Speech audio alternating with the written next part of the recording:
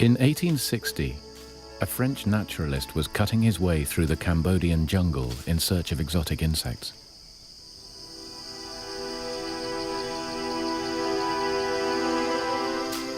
Henri Mouot suddenly came across the last thing he was expecting, a massive complex of stone temples.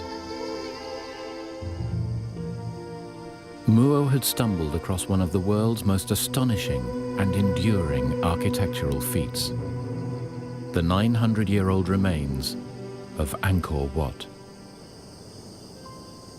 But who built these vast, sophisticated temples?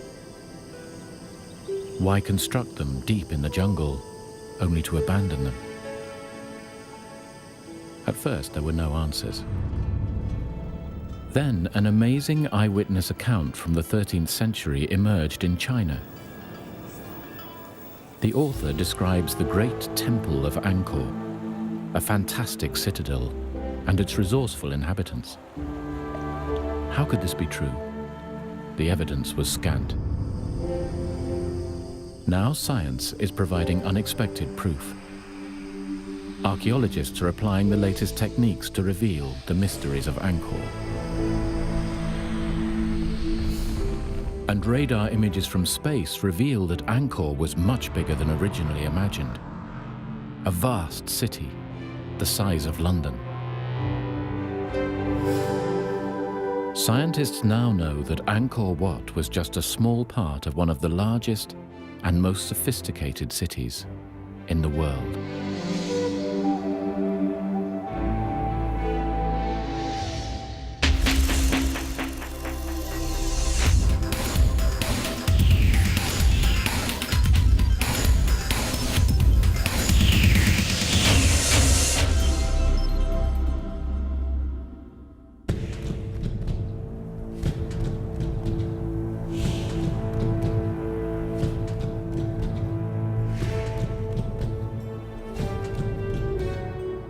Angkor Wat, one of the world's true enigmas, its size and purpose baffling.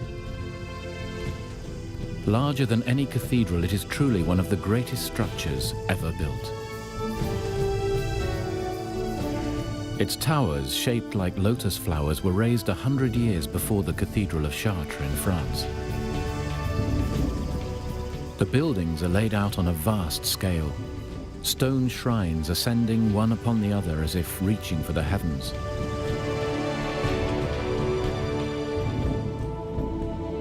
Endless corridors are carved with the longest reliefs in the world. The precise construction would be hard to match even with lasers used by modern surveyors. Archaeologist Charles Hyam has studied all aspects of Angkor and its inhabitants, the Khmer. Professor Hyam has been crucial to understanding the extraordinary history of this ancient culture. We're standing in the middle of the world's largest religious monument. It's absolutely gigantic. It stretches on and on. Angkor Wat was the temple mausoleum of one of Angkor's greatest kings, King Suryavarman II, the Sun King. And when he died, his ashes would have been placed under the heart of the central lotus tower behind me.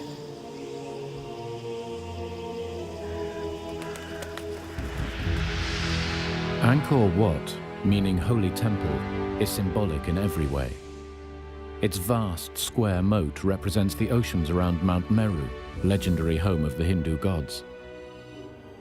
When Henri Mouot stumbled across Angkor in 1860, he wrote, "One of these temples, a rival to that of Solomon and erected by some ancient Michelangelo, might take an honorable place beside our most beautiful buildings. It is grander than anything left to us by Greece or Rome." The Frenchman suspected that the temples belonged to a huge and sophisticated civilization, but he had no evidence. Angkor Wat lies in the northwest floodplains of Cambodia, just above the Great Lake. When Mouot discovered it in 1860, only a handful of Buddhist monks and local villagers lived around the ancient site. None of them knew how Angkor Wat had evolved or who had built it. Legend had it that the Great Temple had built itself. Some said that it had always been there.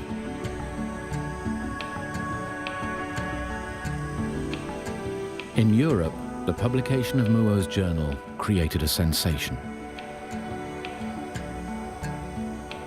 Soon, a stream of explorers, photographers, and archaeologists traveled east, keen to uncover the mysteries of this vanished world. But Henri Muo's part in this puzzle came to a sudden end. Bitten by a poisonous insect, he died in the jungle a year after discovering the incredible site.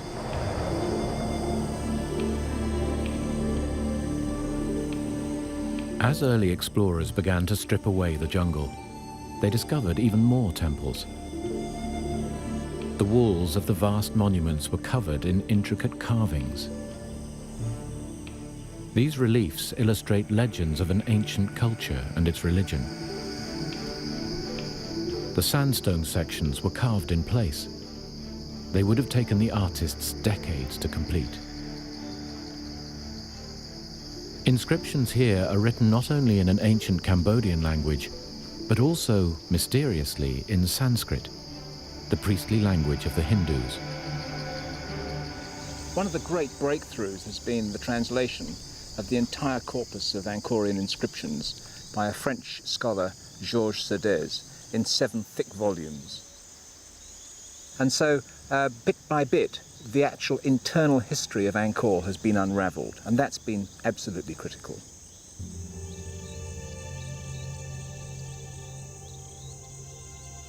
To the code breakers, they disclosed that for 6 centuries Angkor had been the capital of the Khmer, the indigenous people of Cambodia. Between the 9th and 15th centuries AD, a total of 38 kings ruled their empire from Angkor. Its borders reached from southern Vietnam to Laos, and from the Mekong River to eastern Burma. But whose grand vision was this great city? And why was it built in the middle of the jungle? The deciphering continued. Then an astonishing discovery was made. A junior Chinese official on a diplomatic mission visited Angkor in the summer of 1296 AD.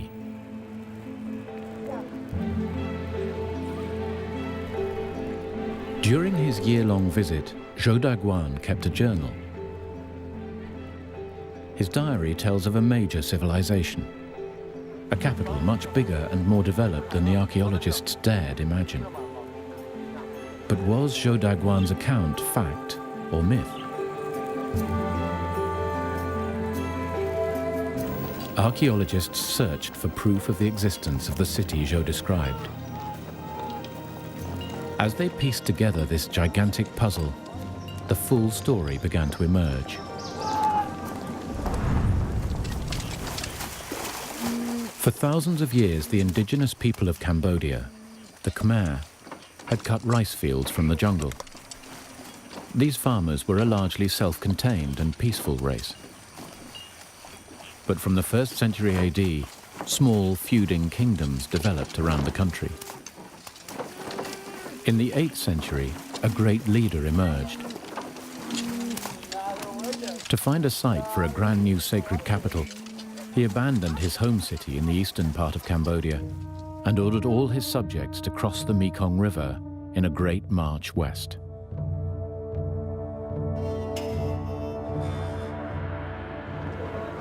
Having conquered his rivals, he chose the lush land between the sacred Kulen Hills and the Great Lake for his new citadel.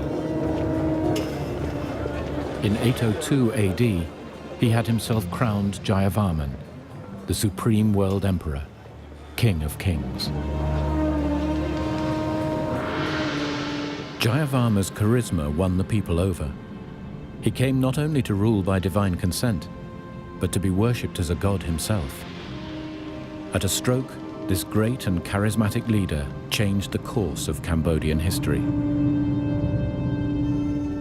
Over the next 500 years, Jayavarman's descendants, living gods, succeeded him to reign in Angkor. Each king had his own monument built to his glory, destined to become his mausoleum. Since the 2nd century AD, the Khmers had practiced Hinduism, Each of the royal temples is modelled on the 5 peaks of Mount Meru, the home of the Indian gods. For their builders, the shrines were a celebration of religion, art, science, and power. Throughout the first half of the 20th century, Cambodia was part of France's colonial empire. It was they who led the way in piecing Angkor together. When they arrived and took colonial control of this part of the world, the place was an absolute shambles. I mean, there were stones just lying around everywhere. It was nothing like what you see today. And so they've dedicated vast amount of energy and effort into the reconstruction of the temples. In the 1960s, the eminent archaeologist Bernard-Philippe Grolier made this comparison of Angkor. Imagine that within the city limits of Paris, you found thrown together Versailles, the Place de la Concorde, and the Louvre.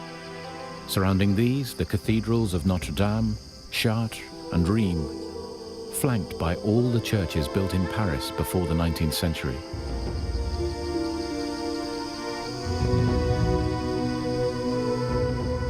Since Henri Mouot had first discovered Angkor in 1860, much had been learned about its history. But almost nothing was known about the culture responsible for these incredible monuments.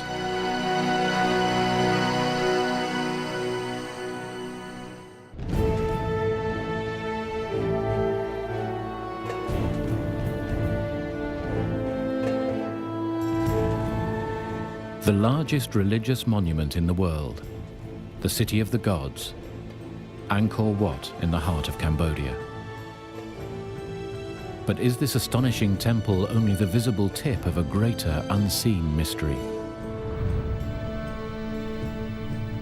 700 years ago, a junior Chinese official visited Angkor on a diplomatic mission. During his 11-month stay with a Cambodian family, he recorded many aspects of life in Angkor. But Zhou Daguan's account contains several flights of fancy. For instance, he describes the great temple of Angkor Wat as having been built in a single day by a legendary Chinese architect. He was also openly judgmental, referring to his hosts as barbarians. Archaeologists have taken his writings with a pinch of salt. You've always got to think of it as being seen through the eyes of an educated Chinese, for whom anyone beyond the empire was, by definition, a barbarian. And in reading what he has to say, one has to be, certainly on occasion, judicious in realizing that the prejudices were there. For 100 years, French archaeologists were too busy restoring the temples to pay the journal much attention, so it was largely ignored.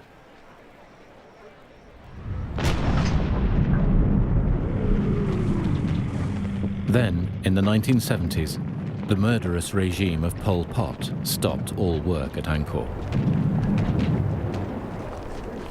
His army of communist revolutionaries, the Khmer Rouge, laid thousands of landmines around the site, rendering it off limits for years.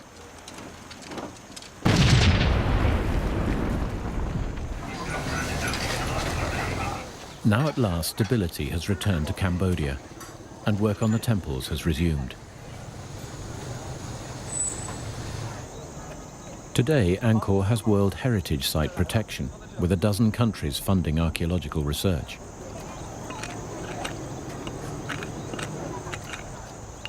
With much of the major restoration work complete, the focus has shifted away from the temples at the center and onto the outlying pieces of the puzzle. Just north of Angkor Wat, an 8-mile wall encloses the remains of several magnificent stone temples. Explorer Henri Mouot suspected in 1860 that this was once the Khmer's great capital of Angkor Thom, the holy city. The perfectly square wall, like Angkor Wat, is surrounded by a moat and covers an area the size of Manhattan Island. At its center is the Bayon Temple. In his journal from 1296, Zhou Daguan describes a busy city teeming with life. archaeologists are now looking for evidence that this is the great metropolis he was describing. But any evidence has all but vanished under dense forest.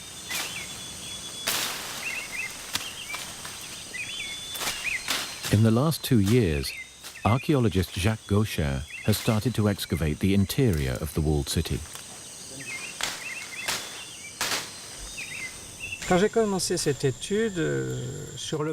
When I started this study, we knew almost nothing because everything was covered in forest.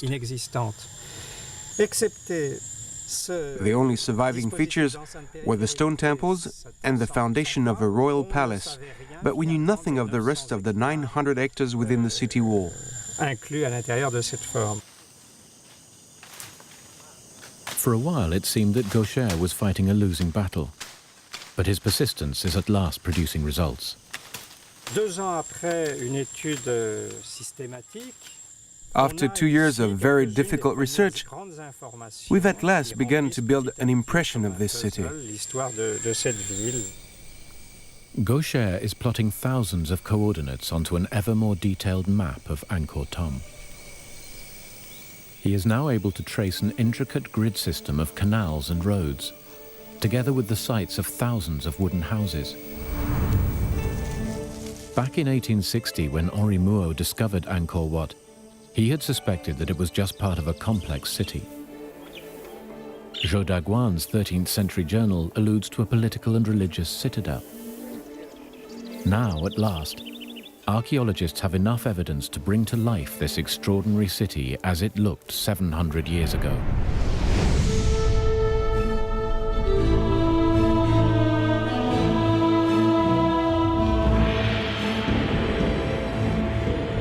Angkor was a capital far bigger and far in advance of any European city of the time. Jacques Gaucher's findings confirm the accuracy of Zhou Daguan's account.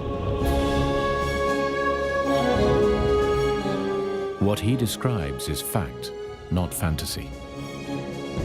These are the monuments which have caused merchants from overseas to speak so often of Cambodia the rich and noble. If you are looking for gold lions, gold Buddhas, bronze elephants and bronze horses, this is where you'll find them.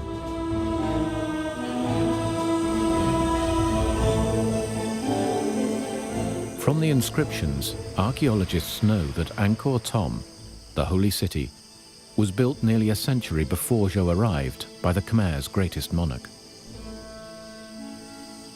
Jayavarman VII ruled over Cambodia between 1181 and 1219. Known as the Great Builder King, he expanded the empire further than any other Khmer ruler. Within the city walls, the king built a palace befitting his mighty empire. The royal palace stands to the north of the Golden Tower. Lintels and columns, all decorated with carved and painted Buddhas, are immense. The roofs too are impressive. Long colonnades and open corridors stretch away, interlaced in harmonious relation. Jacques Gaucher's excavations at the royal palace confirm Zhou's account.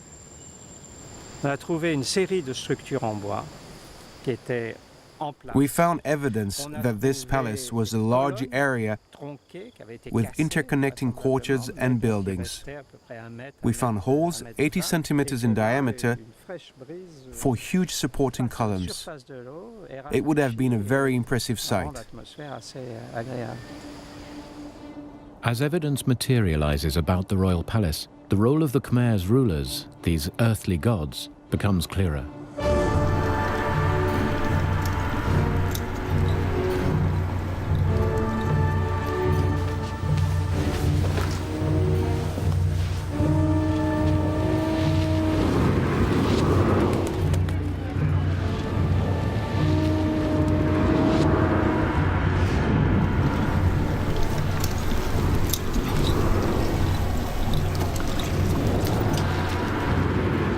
During his stay, Zhou Daguan had several audiences with the ruling king.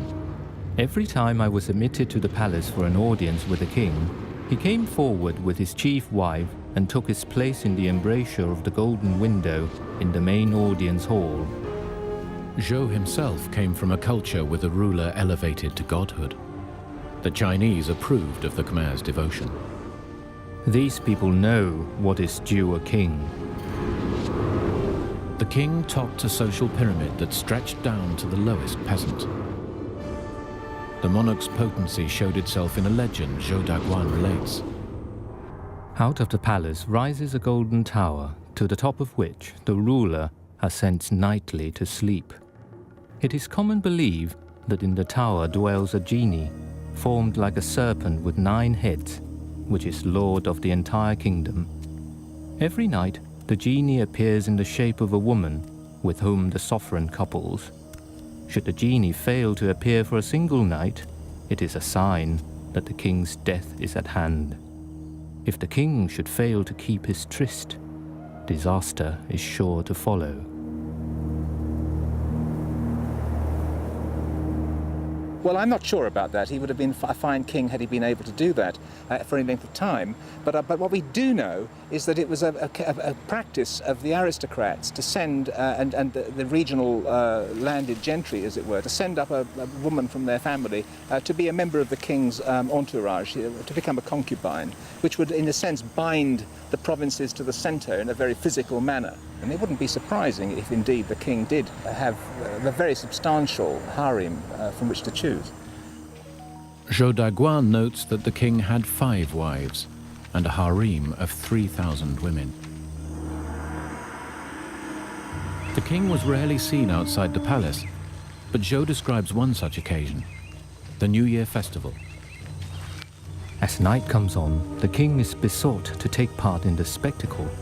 The rockets are fired and the crackers touched off. The rockets can be seen from 13 kilometers away.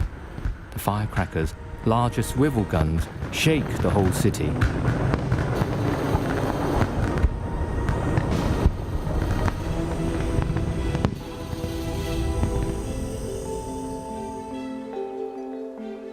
Below the king was an army of bureaucrats graded by rank, as Zhou describes.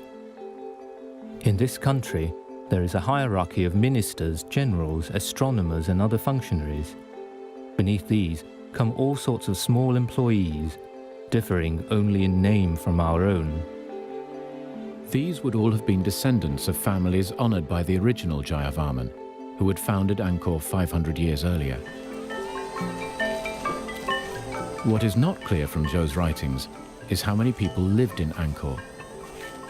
Sanskrit inscriptions in temples such as Ta Prohm offer valuable clues.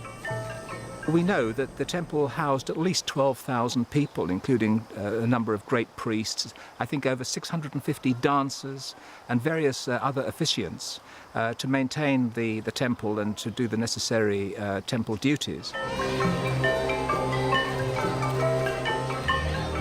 If 12,000 people served a single temple, what was the overall population? Jacques Gaucher's new research is not yet complete, but it does support an educated guess. To give a number, this city could have been between 80,000, 90,000 and 150,000 people. In the same period, the population of London totaled no more than 30,000. So, discoveries are confirming that what Henri Mouot suspected and Zhou Daguan alleges is correct. Angkor Thom was indeed a large, well-structured city with a huge population. Now suspicions are aroused that the jungle conceals an altogether bigger surprise. A metropolis so vast that its full extent can only be detected from space.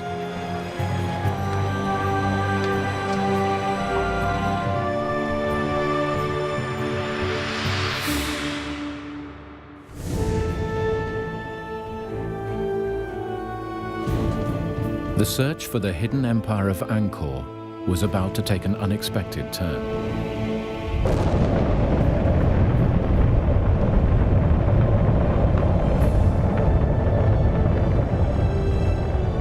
In 1994, archaeologists persuaded NASA to undertake a unique task. The space agency had developed specialist radar to penetrate vegetation.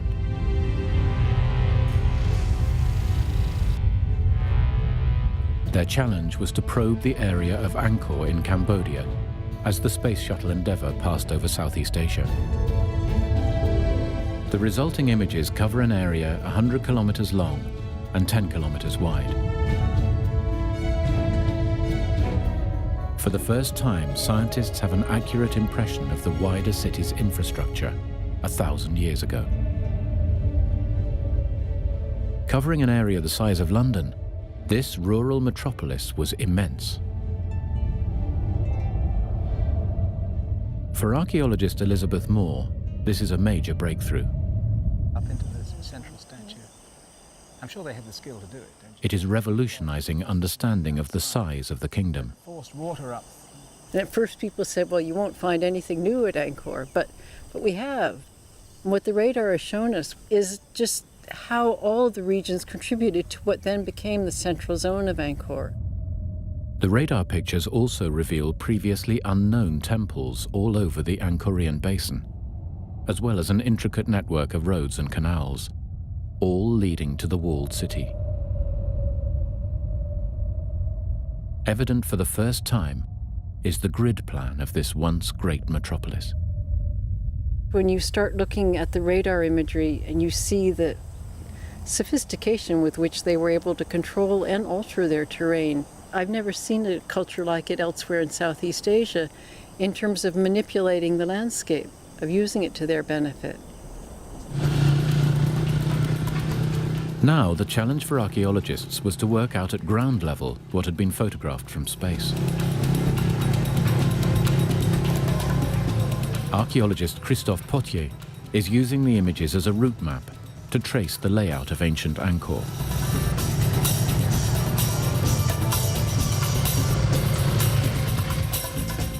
The newly discovered temples were at the center of their own communities. Just like village churches in Europe, they indicate the size of each settlement, showing the true extent of the metropolis.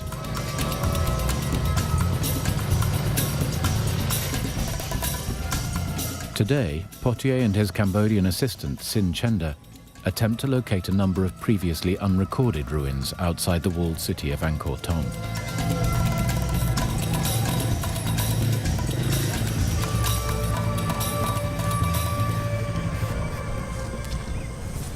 Wow, super.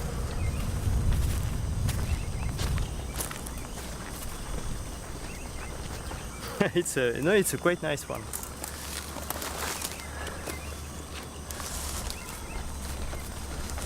It seems to be a Garuda. You can see very clearly the Garuda with his wings is like an eagle, and quite interesting. Unfortunately, it has been badly damaged, but it's nice. And compared to the style, it could be a late 9th century, maybe first part of the 10th. Temples like this would have been the centers of villages housing between 100 and 300 people. Potier and his colleagues have established that the number of temple sites like this in the region runs into thousands, suggesting a massive population.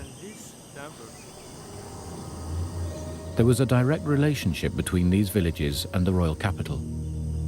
An ancient inscription persuades archaeologists like Charles Hyam of the link. We know that at least 80,000 or so people from 3,000 villages were assigned to supply all the goods that we needed annually to maintain it in a good condition. Vast amounts of produce and thousands of people would have been transported from the villages. A complex network of roads leading to the center is evident from the NASA pictures. The inscriptions point to the great builder king, Jayavarman. Jayavarman VII was a fantastic builder. Across his whole kingdom, he had roads constructed. He was a great man for infrastructure, one reason being that he wanted pilgrims to go and visit his places. And so he had rest houses built at one day's journey apart.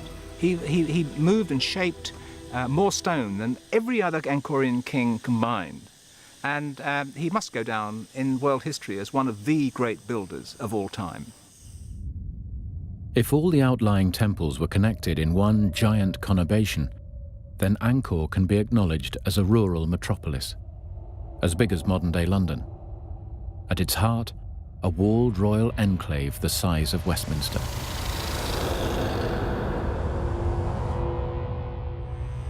There are hundreds, let's say thousands of that kind of small sanctuaries spread all around the area of Angkor, but the large area of Angkor. And it's that show, obviously, when there was village everywhere, almost everywhere. Early research suggests that this metropolis could have had a population of 1 million people.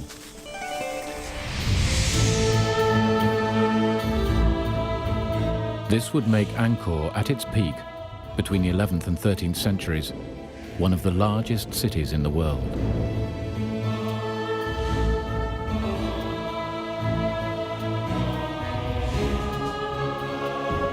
The indigenous Cambodians, the Khmer, were powerful and successful. They managed to build one of the most extraordinary cities in history in one of the world's most hostile climates.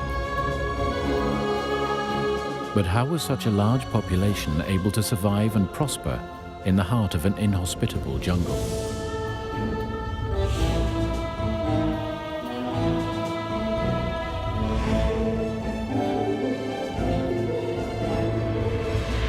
The answer lies in the Khmer's ability to harness their most precious asset. Cambodia has 8 months without rain, when rivers become a muddy trickle. Then, for a few months, the monsoon brings floods.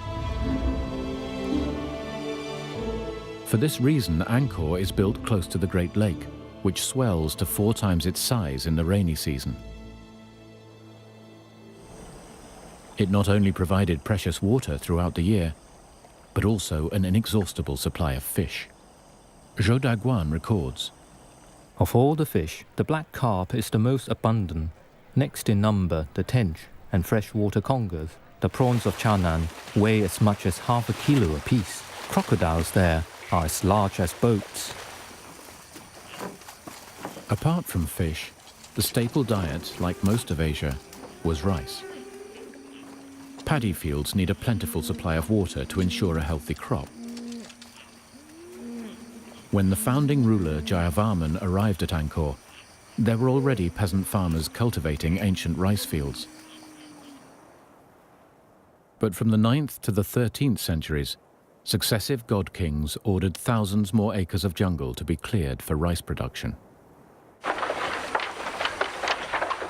Water had to be cleverly harnessed to irrigate the new fields.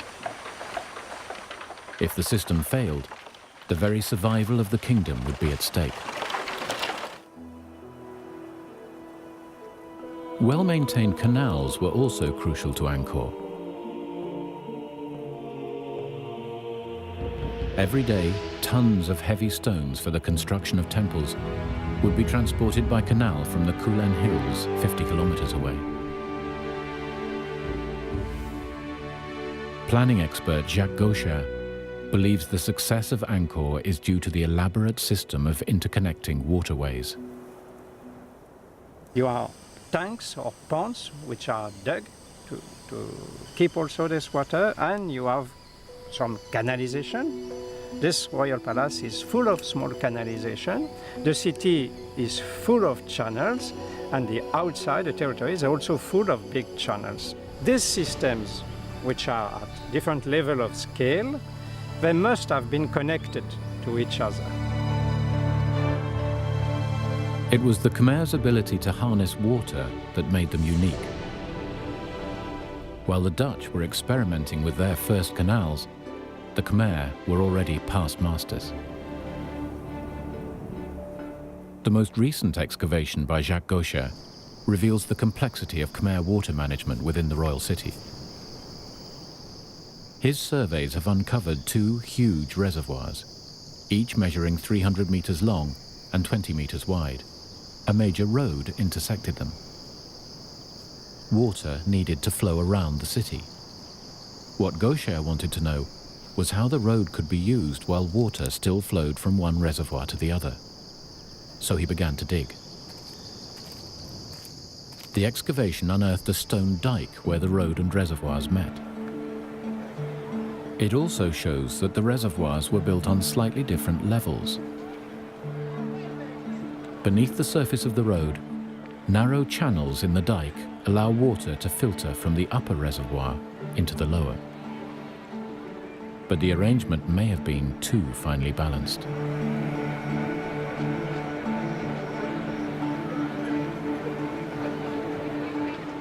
Playing at such a scale with the management of water, with such small differences of level, I think the system was quite fragile. And if there were any variability in the environment or in the maintenance of the city, for social problems or political ones, I think the precision, I mean the ultra sophistication can have been a weakness in the system in a way. This complex system provided water throughout the royal city for drinking, cooking, and even bathing. Cambodia is an excessively hot country, and it is impossible to get through the day without bathing several times. There are no bathhouses, no basins. However, every family has a pond, or several families have one in common. Men and women go naked into this pond. The construction of extensive water systems and great stone temples in the jungle demanded colossal manpower. Why would the Khmer be prepared to devote so much of their year toiling in the king's name? Why was it that the peasantry out there in the fields contributed so much labour, willingly it seems, to the maintenance of the centre? And the answer may well be that they really believed that the king was a god, and they were working in the service of the deity, and this kept them going. Oh, I think without a doubt, I fully agree with you. You couldn't have built the city of Angkor without that kind of firm belief.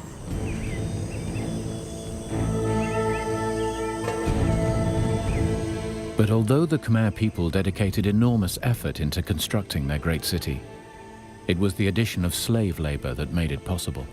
Zhou describes these unfortunates. Wild men from the hills can be bought to serve as slaves. Families of wealth may own more than 100. Those of lesser means content themselves with 10 or 20. Only the very poor have none. We know, too, again from the inscriptions, that some of them had a very raw deal. There was one who tried to escape from the land in which he was born and was assigned, and they found him and they brought him back and they gouged his eyes out and cut off his ears. Punishment was severe for all subjects of Angkor, noted the Chinese diplomat. In very serious cases, a ditch is dug outside the city. The criminal is dropped into it. Earth and stones are heaped on top until he is buried alive.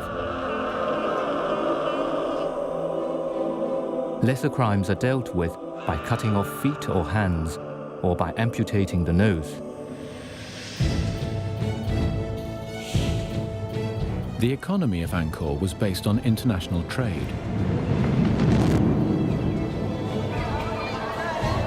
The Khmers produced food for their swelling population, but there was a surplus for trade with neighboring states.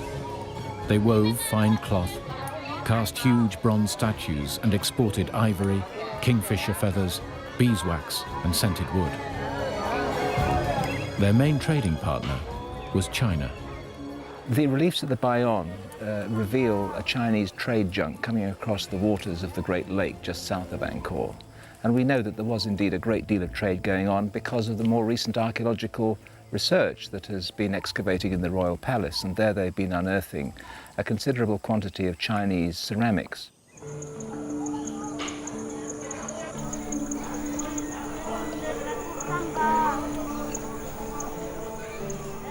Zhou Daguan's delegation were not the only Chinese in Angkor. In fact, Chinese settlers had been there for years. The Chinese always take a wife here as soon as they arrive, deriving additional benefit from the woman's business skills. In Cambodia, it is the women who take charge of trade. There are no shops in which the merchants live. Instead, they display their goods on matting spread on the ground. Women held positions of power and authority. They owned property, engaged in trade, and even served as bodyguards to the king. But the Chinese interest in Cambodian women was not driven solely by trade. Everyone with whom I talked said that the Cambodian women are highly sexed. 1 or 2 days after giving birth to a child, they are ready for intercourse. If a husband is not responsive, he will be discarded.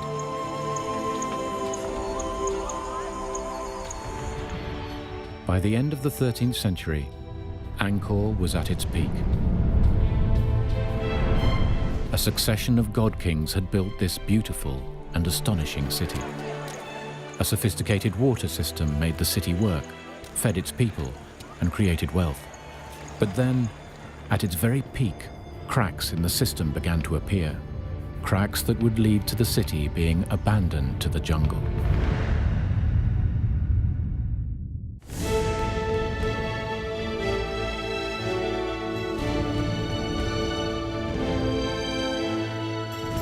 It took nearly 500 years for Angkor to grow to the vast city that the Chinese diplomat Zhou Daguan described in 1296.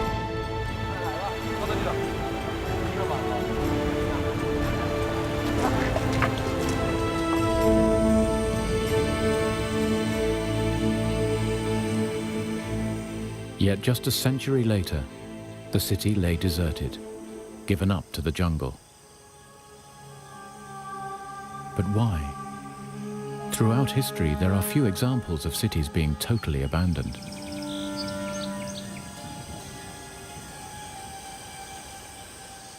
One key factor is known. Throughout Angkor's history, the Khmer had waged war with their neighbors.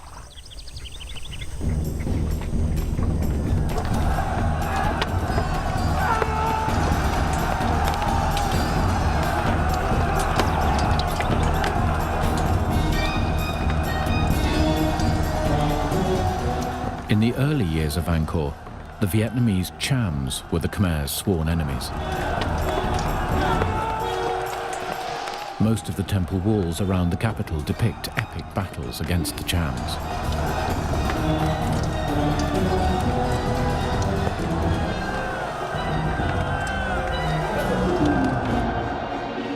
But by the time of Zhou Daguan's visit, the main threat came from the emerging Thai kingdom of Siam as it expanded into Cambodia.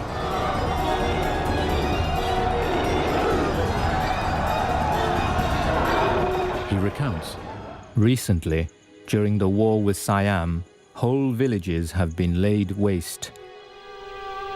in the diplomat's eyes, the Khmer army was ill-prepared for war. Soldiers move about unclothed and barefoot. In the right hand is carried a lance, in the left a shield. They have no bows, no missiles, no breastplates, and no helmets. Generally speaking, these people have neither discipline nor strategy.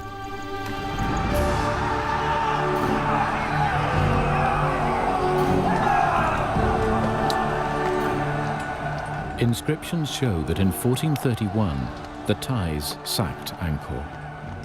They looted everything possible, enslaving much of the population, including the king's entire harem, and carried them off to Thailand.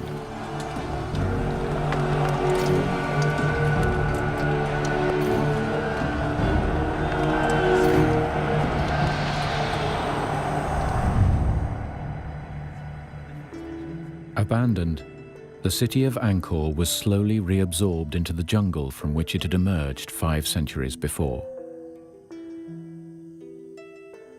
Henri Mouot wrote in 1860, "One must ask, what has become of this powerful race, so civilized and enlightened to create these gigantic works?" The conventional explanation is that the empire's rulers lost their grip on power, and the Thais simply scared them off. But the mystery of Angkor takes another twist. Today, archaeologists believe that there were other factors at work.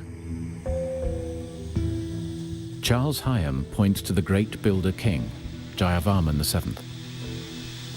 Perhaps because of the excesses of Jayavarman VII, who clearly was a builder with a frenzy of activity.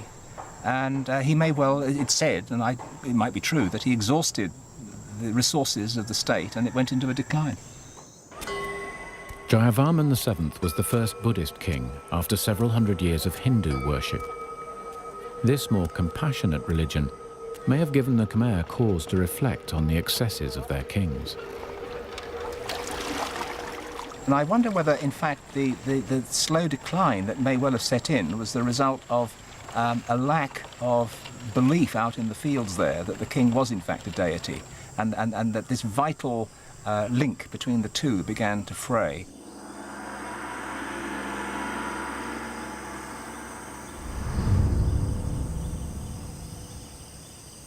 Jacques Gaucher theorizes that while the Khmer's success can be attributed to the harnessing of water, it could also have led to their undoing. Such was the fine balance of nature that if irrigation and the storage of water were not kept up, they could easily fall into disrepair. Le système à ce moment-là devient fragile et on voit très bien. The water system was very fragile because it was so sophisticated. And the problem is, if it's not well maintained, it could easily become blocked by sediment. The kings who came after Jayavarman VII were less interested in grand building plans. It's also possible they stopped maintaining the intricate water system. Deforestation was also a likely contributor.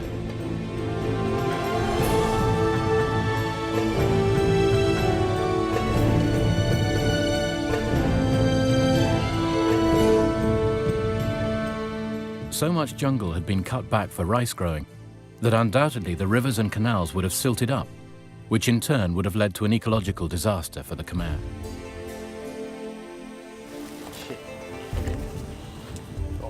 Christophe Potier believes the clues are obvious.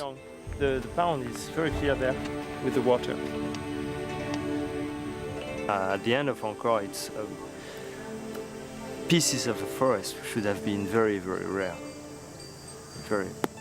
So deforestation is not a new problem. It's an old one.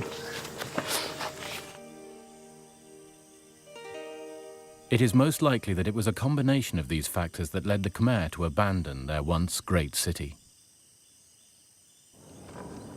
What remained of the Khmer court re-established itself on the banks of the Mekong, near Cambodia's present-day capital of Phnom Penh. We're not talking about the actual collapse and total demise of a civilization. What happened was that they moved sensibly to the east, down to the Mekong River, and away from the ties.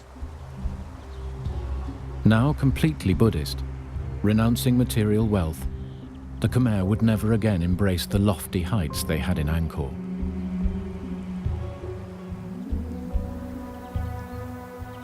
For 400 years, Angkor lay derelict and forgotten until its rediscovery by Henri Mouot in 1860. Today, Angkor is recognized as a wonder of the world. In Cambodia's new era of stability, archaeologists from around the world continue to make fresh discoveries.